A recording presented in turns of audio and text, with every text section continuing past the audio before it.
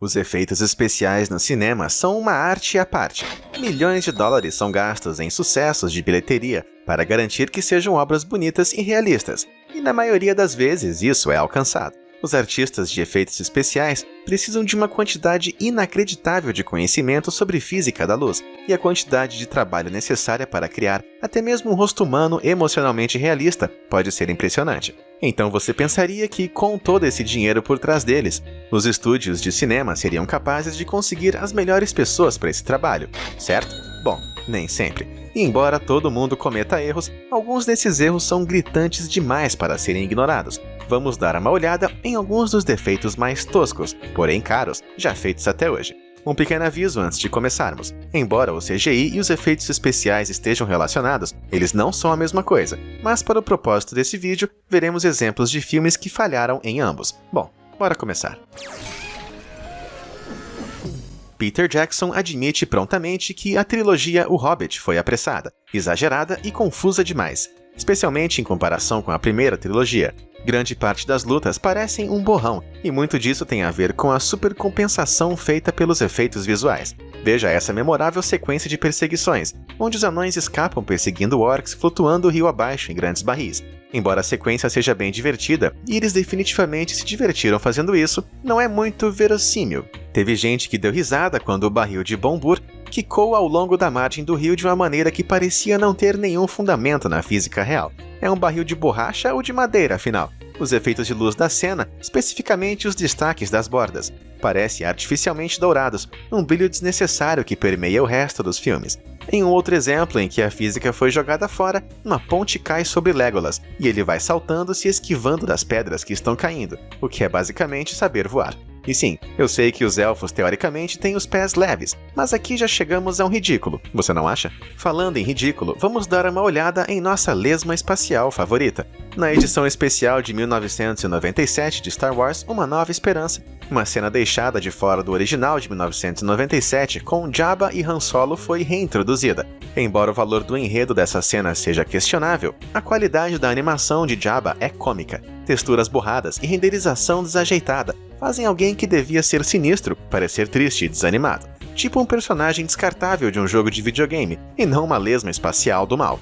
E sim, eu sei que foi em 1997, mas isso foi 4 anos depois que o Jurassic Park nos deu a primeira aula de criaturas computadorizadas.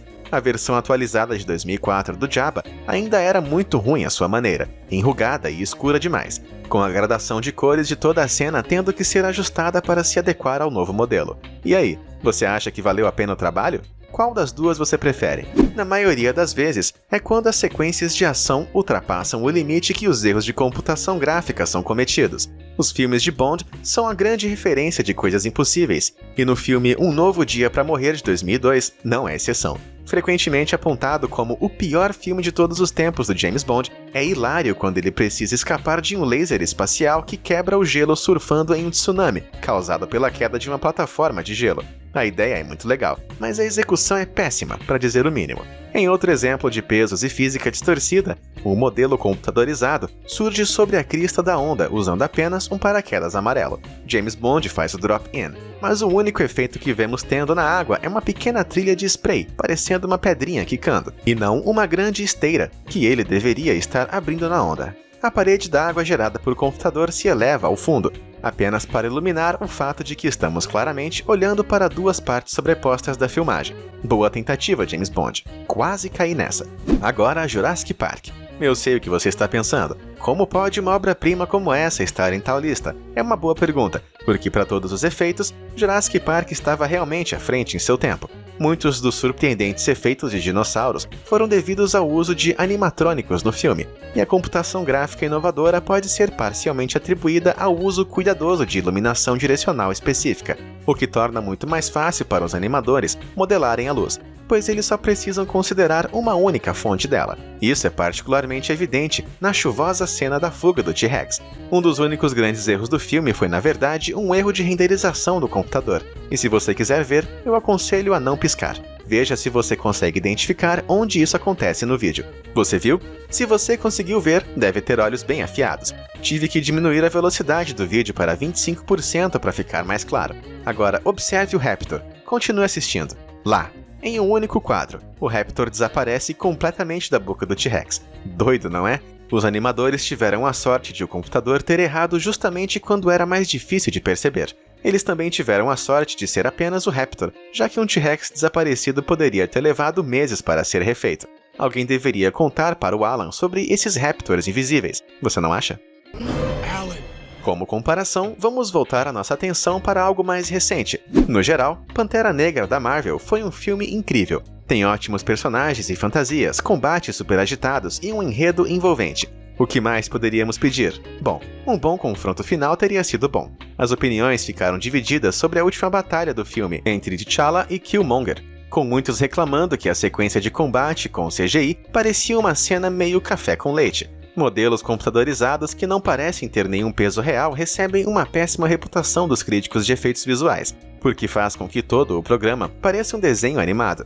Junte isso à caverna mal iluminada onde a luta acontece, sem dar profundidade às texturas do traje. E aí, vemos um problema de verdade. A sequência também foi animada usando uma técnica de câmera flutuante virtual, que realmente não resistiu ao teste do tempo desde que foi usada no primeiro filme do X-Men em 2000. Os críticos questionaram a escolha de sobrepor o excelente trabalho feito pelo departamento de figurinos nos trajes do herói, com excessivos aprimoramentos de computação gráfica. Chadwick Boseman e Michael B. Jordan trabalharam em coisas mais legais, então por que não foram usados? Incrivelmente, o traje de Boseman foi tão alterado em computação gráfica na maioria das partes do filme que sua cabeça teve que ser rotoscopada, em uma fantasia que já existia na vida real. Se você não vai usar suas fantasias, Marvel, podia doar para quem gostaria de usá-las. Felizmente para nós, o personagem principal do próximo filme não usa fantasia, ou nenhuma roupa. Quando o novo filme do King Kong de Peter Jackson foi lançado em 2005, todos ficaram maravilhados com a sua escala épica e efeitos visuais alucinantes. O que eu mais achei doido foi a luta entre Kong e os T-Rexes, que foi magistral no uso combinado de captura de movimento e computação gráfica. Andy Serkis, que interpretou Kong, passou meses estudando o comportamento dos gorilas em Ruanda, apenas para acertar o movimento da animação. Porém, tem alguns momentos em que as coisas ficam um pouco esverdeadas e a biomecânica se torna questionável. Veja a debanda de dinossauros. Enquanto o grupo de exploração foge da debanda, notamos sua mudança de iluminação e de definição, de uma forma que não parece corresponder ao cenário. Muitos dos extras na cena se transformam em recortes à medida que vão caindo no fundo. A melhor parte da cena, no entanto, que coincidentemente é a mais questionável em termos de física nos efeitos especiais, vem depois que os Raptors aparecem. Observe como esse cara decide que a melhor coisa a fazer quando você está fugindo de dinossauros é começar uma luta com outro, chutando ele bem na cabeça. Embora o chute pareça legal, não parece atrapalhar o passo desse homem, o que é engraçado, porque ele está chutando o Velociraptor, um animal que teria que possuir um pescoço muito forte, mordendo e rasgando o homem em dois. Nem a cabeça de dinossauro, nem as pernas do ator levam isso em consideração. Então, sinto muito, Sr. Jackson, mas você não vai se safar dessa lista. E aqui está outro desastre que a equipe de efeitos especiais não deveria ter deixado escapar. Em 2012, o Crepúsculo Amanhecer Parte 2 foi lançado. Os críticos não ficaram muito impressionados com a sensação melodramática do tipo novela, o que é muito difícil de justificar dado o orçamento de 136 milhões do filme. Uma coisa que se destaca no final de duas partes é a estranha relação do filme com os bebês. Por quê? Mas por que eles sentiram que precisavam fazer um bebê em computação gráfica nessa cena? E por que um bebê tão assustador? Quer dizer, é um bebê demônio chamado Renesmee, mas olha pra isso. A animação não é totalmente convincente, e eu até diria que é emocionalmente manipuladora. A falta de oclusão ambiental no cabelo do bebê e a borda difusa no modelo gráfico diminuem fortemente qualquer drama na cena. Na minha opinião, eles deveriam ter mandado esse bebê para o espaço. Como acabamos de ver, filmes de vampiros são alguns dos piores quando se trata de uma computação gráfica ruim. Quando Van Helsing foi lançado em 2004, ele subiu o sarrafo das animações questionáveis, o que é bem evidenciado pela desintegração dessa criatura, parecida com uma arpia no início do filme. Mesmo antes dela começar a mudar de forma, é bem claro que o modelo computadorizado está colado em um fundo pré-filmado, e a cabeça da atriz foi colada nesse modelo por sua vez. A mistura e a gradação de cores são desleixadas, enquanto as bordas opacas e borradas do modelo prejudicam ainda mais a imersão do observador na história. Quando a arpia vampira fica preta e começa a gritar, somos apresentados a um esqueleto cômico, no estilo de um videogame vintage, que felizmente não demora muito. Para um filme com um orçamento de 160 milhões de dólares, os efeitos realmente não são nada bons. Então, deixe-me fazer um favor a todos nós e parar de mostrar esse negócio mal feito num filme tão caro.